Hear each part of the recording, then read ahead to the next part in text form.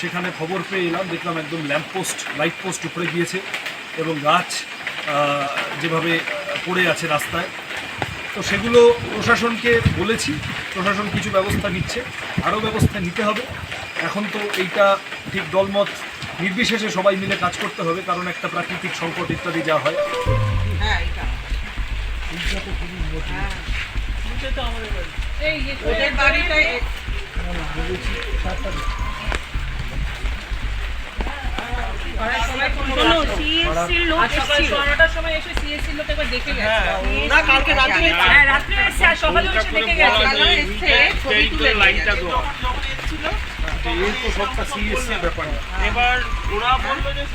যেভাবে ল্যাম্পপোস্ট পড়েছে তাতে করে বড় অগ্নিকাণ্ড, বড় দুর্ঘটনা ঘটতে পারত।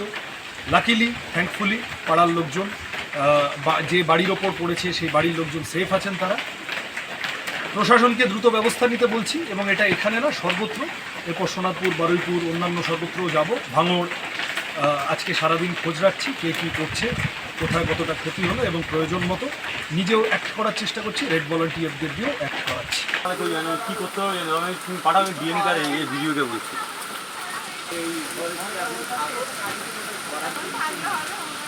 এটা কি আপনার বাড়ি? ওনার ভাইয়ের, ওই ছোট ভাইয়ের বাড়ি, ওটাও থাকতে পারে। ভয় লাগবে, থাকা উচিতই না। এই পুরো চত্বর হচ্ছে গরিব মৎস্যজীবী যারা আছে তাদের আমি বেশ কিছু বাড়িতে ঘুরে এলাম। দুর্বিষহ অবস্থা, মাটির বাড়ি ধসে পড়েছে, সেই বাড়িতে বউ বাচ্চা নিয়ে কোনো রকমে আছে। সরকার যতটা অর্জন করেছে তার চেয়ে কম বলছে। সরকার মানুষের পাশে থাকে। আমি প্রশাসনের কাছে অনুরোধ করব, ডিএম, বিডিও, এসডিওর কাছে আবেদন করব, এই মানুষগুলোর পাশে দাঁড়ান। অসহায় দুর্বিষহ অবস্থা আছে।